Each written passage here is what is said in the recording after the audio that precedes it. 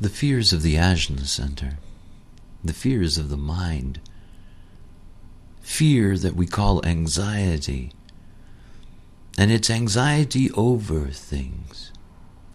This is not splenic fear. This is not about the basics of survival. This is about mind fear, maya fear, illusion fear. Here is a place where fears can be created where no fear is necessary. This is the plane of the mind. It begins with the 17th gate. It begins with the logical process and the mirror to our beginning in the spleen in the 18th gate. The 17th gate, this gate of acceptance. The 17th gate is a gate of challenge. The 17th gate is a gate of opinions. And the fear of this 17th gate is the fear that its opinions will be challenged. It's afraid that it doesn't have the detail. It's afraid because it doesn't have the detail. It's afraid because it's uncertain of whether it can have the detail. And the 17th gate of opinion serves the same function in society, in the collective, as the 18th gate. They are, by their very nature, argumentative, picky. They're there to challenge any pattern. The 17th gate can be reasonable or unreasonable in its challenge. And if it is unreasonable in its opinion, it will be challenged. And it is its fear that its opinion will be challenged, that it will not be understood. This is the fear of not being understood. It's so important for the 17th gate to recognize that it must wait for all the details to be present before it can verify its opinion. And that the greater its depth in the details that it meets, the more secure it will be in its opinions. And that those opinions just brought out into the world without that kind of preparation are going to meet challenge. The logic process is deeply concerned with reliability. It's deeply concerned that the pattern is consistent so that we can all project successfully into the future. One of the fears of the 17th gate is that it's going to be late. Having an opinion about time is not the same as having the details. And 17s are notoriously late. When we move to the individual process, we move to the uniqueness of the mutative way. Everything about the individual circuitry that exists in a human being is so that we are a mutative platform for the evolution of life. The 43rd gate is part of the channel of individuality. And in this channel of individuality, the real task is that in the moment of insight, in the moment that the 43rd gate has a new conceptualization, the difficulty of trying to have to explain that. The real fear of the 43rd gate is expressed in the keynote of the channel. It's about genius to freak. The vast majority of individuals feel like they are outsiders and live in fear of being rejected. This is a deep anxiety that lies at the core of the 43rd gate, that its insight will be rejected. But more than that individuality is so personal, that they are being rejected. That when the individual cannot explain themselves successfully, that they can be shunned, that they can be exiled, that they can be not permitted to enter into the group. or be welcome. For many who carry this energy, it is often better to swallow their own knowing than to face the fear of being rejected.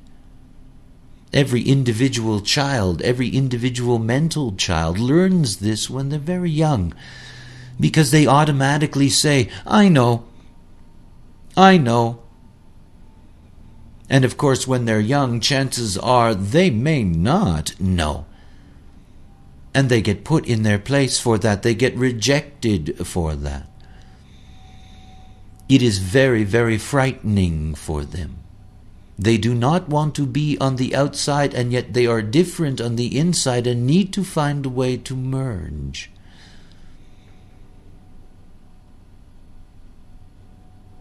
When we move to the abstract process, and this is the first abstract fear that we are meeting, we have only met the logical collective fears. Remember that logic is looking at the pattern, and it is its only concern, and that pattern is pointing into a future. But the abstract process deals with the past, and it deals with the past as phenomena and experience. It deals with memories. It deals with remembrance. It is dealing with the life process with a rear view mirror perspective. The 11th gate, the gate of peace. This is the gate of ideas. And in this gate of ideas, what we're looking at is a whole channel that's about being able to bring stimulation to others. The fear that lies within these ideas is the fear of darkness and emptiness. It is a frightening fear, for the 11th gate is the gate of so-called white magic. It's the gate of seeking the light. It's the gate of idealisms. It's the gate of utopianisms. It is the gate of hope and the desire for what could be, might be better. The fear is that the past itself does not show the light. And the need to come up with some kind of an idea, any kind of an idea, in order to create that sense of hope. It's important to see that the abstract mental process operates in a deep harmony to the emotional wave and its process. The abstract stream that operates through the emotional system, the 41 going to the 35, this is the stream of being human. This is about the life experience itself. And as such, the 1156 and in that way the 6447 are deeply connected to this emotional, experiential human way. The 11th gate is deeply connected to this, deeply connected to the darkness that permeates the way, and yet the yearning for the light. You see, when an idea is finally expressed, unlike being reasonable or unreasonable, which is a logical process, in dealing with the 56th gate, you're dealing with hopefulness or despair. It's very different. And the 11th gate, for all of its seeking the light, can be overcome with despair and darkness, and that is its deepest fear, that there doesn't seem to be hope in the experiential way. I always have to stop and add all the time as I go through these kinds of explanations that it's not about whether it's good or bad to have such a gate within your design. It's about you living out your type, living out your authority, fulfilling what's there in your profile as your purpose, by being the student that's there in your definition, by not being the not self. And in doing so, whatever aspect that you carry within you is going to operate correctly. It is not about being overwhelmed by such a fear, but by being enriched by its capacities. When we move to the gates that point upwards to the head center, we move to gates that are pointed towards the pressure of experience in life. And when we come to the fourth gate, we come to the basic logical fear, chaos, the fear of chaos, the deep fear that there is no order, and if there is no order, all is hopeless. After all, I'm a messenger of a system, and throughout civilized human history, there has been endless numbers of systems that have been presented, established, or debunked. Because there's this deep need inside of us to be able to find some kind of order in order to relieve us of the anxiety. Imagine what it would be like as a modern being to wake up in the morning and the basic patterns of life were no longer reliable. Buses may not run, stores may not open, phones may not work. Chaos. And the chaos would bring enormous fear. The kind of fear that leads to panic, to violence, to all kinds of things. The kinds of fear that see the stripping of civilization that's been built up over 7,000 or 8,000 years stripped in a moment. Fear of chaos. It's why the fourth gate is so determined to come up with an answer. And it's so important for the fourth gate to realize that in coming up with an answer, though that is very satisfying because it gives them a sense that there is no chaos, at the same time that answer may not be the truth.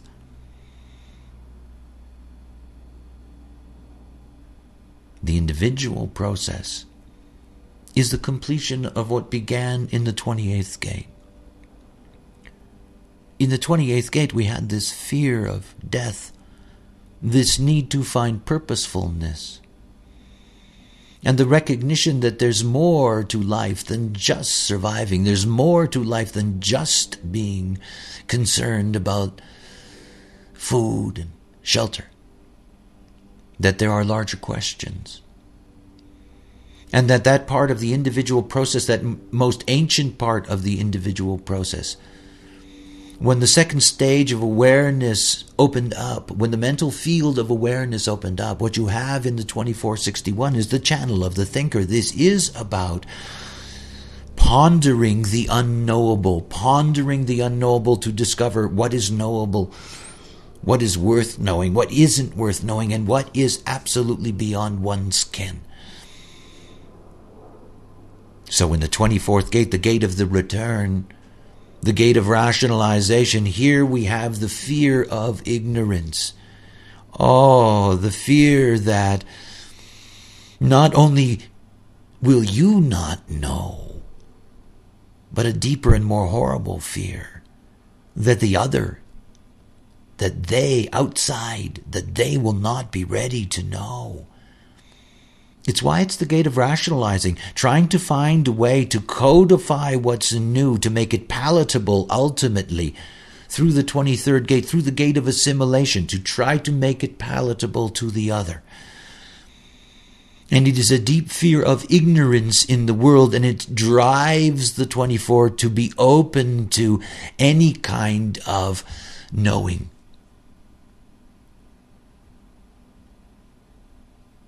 Such a deep and important mutation in the evolutionary process of humanity. This dreadful anxiety that the world will be ignorant and we must let them know. Out of that comes universal education. Out of that comes individual intellectual property. The future. And finally, there's the 47th gate.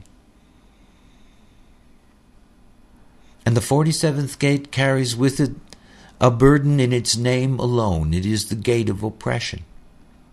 It's the gate of trying to make sense out of things. It's the burden of trying to translate the past. Trying to see why or why not, or what it was really about, or why did it happen, or all of these things that drive the 47. Its fear is that there's nothing to find in all of that. And that fear is the deep fear of futility, that experience is pointless, that the past was meaningless. It's not true, obviously. It's necessary for the 47th gate to find out of the past something that will lead to an idea, to find hope in the past, even if it's the smallest of things. Remember that it is so essential in the abstract way that the experiences that we have, that we see their value regardless of whether we call those experiences good or bad. And unless the 47 can find something of value in the experience that they're burdened with, in the remembrance that they're burdened with, then they're unfulfilled. That's why through the 11th gate you have all these belief systems, all these hopes and prayers that may or may not be answered. It is the 47th gate that drives that. There's this need, this deep, deep need to see that being human and following the human way is really worthy and valuable. Oh, all too often, the 47 leads to the negative, leads to seeing that yes, the experience of life is difficult and therefore all of it is difficult and it's ultimately not of value. That they dream of disappearing in a spaceship, or the world comes to an end so they can get on to the next stage, or whatever the case may be.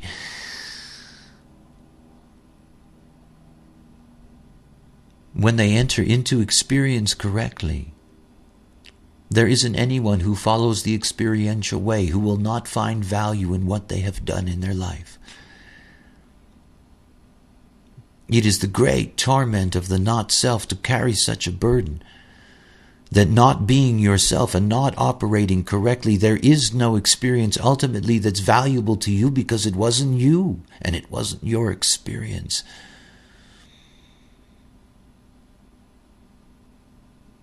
Only when you enter into things correctly are you then going to have the material that is going to show you the value of that experience. Allow you to transform that for the benefit of others. Allow that to become something ultimately that's stimulated as hopefulness. Proof through experience that the life process is rewarding, is valuable.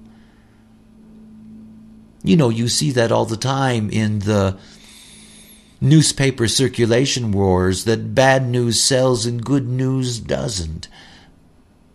But the bad news is the not-self world. And the moment we begin to act correctly, we're going to see that good news is what's there for us, because we will find, regardless of the nature of the experience, that the abstract being will be able to avoid that great fear of futility by being able to see, yes, it was worthwhile, or yes, I can make sense out of what that was all about. The fears of the mind. The mind has no inner authority. And as long as you understand and accept that the mind has no inner authority, those anxieties can never touch you. Never.